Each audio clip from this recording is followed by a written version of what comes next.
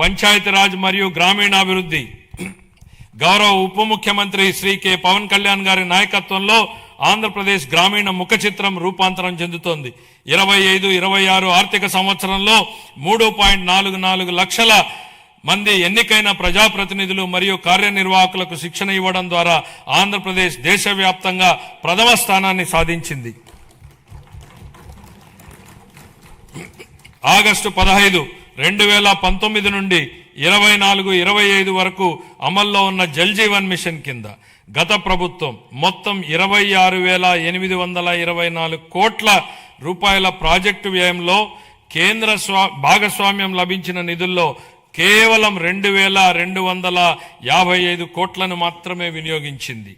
23-24లో కేంద్రం నుండి అతి తక్కువ కేటాయింపులు వచ్చినప్పటికీ ఛత్తీస్గఢ్, జార్ఖండ్, గుజరాత్, ఒడిశా వంటి రాష్ట్రాలు ఆంధ్రప్రదేశ్ కంటే ఎక్కువగా ఖర్చు చేశాయి. మా ప్రభుత్వం ఈ పథకాన్ని పునరుద్ధరించేందుకు ముందడుగు వేసింది. మా విజ్ఞప్తిని స్వీకరించి పథకం గడువుని 28 వరకు పొడిగించిన భారత ప్రభుత్వానికి మా కృతజ్ఞతలు. దీర్ఘకాలిక స్థిరత్వ సమస్యలను పరిష్కరించడంతో పాటు 100% కవరేజీని సాధించేందుకు ఉపరితల జల ఆధారిత మల్టీ విలేజ్ స్కీమ్స్ ద్వారా ఈ కార్యక్రమాన్ని పునర్వ్యవస్థీకరించాము. ప్రతి వ్యక్తికి 55 లీటర్ల తాగునీటి సరఫరాను చేసే విధంగా దిశగా చర్యలు తీసుకోవడం జరుగుతోంది. గ్రామీణ అనుసంధానతను బలోపేతం చేస్తూ 4,000 కిలోమీటర్లకు పైగా గ్రామీణ రహదారుల పనులు చేపట్టడం జరిగింది. వీటిలో అనేక పనులు పూర్తి చేయడం జరిగింది. మిగతా పనులు ముగింపు దశలో ఉన్నాయి. దీని ద్వారా దూర ప్రాంతమైనటువంటి గ్రామాలలో మార్కెట్ ప్రాప్తి, ఆదాయ వృద్ధి మరియు ఆర్థిక స్థిరత్వం మెరుగుపడుతోంది.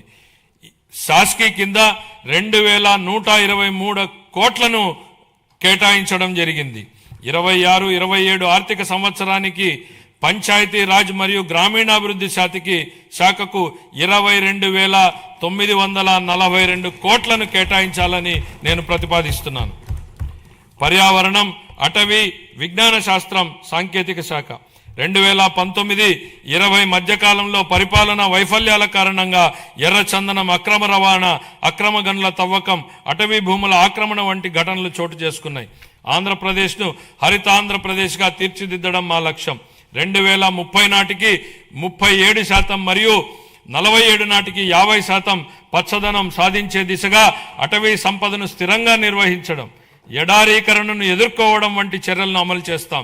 వ్యూహాత్మక పర్యావరణ రక్షణ వలయంగా గ్రీన్ కవర్ వాల్ ఆఫ్ ఆంధ్రప్రదేశ్ను అమలు చేయనున్నాం. 26-27 ఆర్థిక సంవత్సరానికి పర్యావరణం, అటవీ, విజ్ఞాన శాస్త్రం, సాంకేతిక శాఖకు 714 కోట్ల రూపాయలను కేటాయించాలని నేను ప్రతిపాదిస్తున్నాను.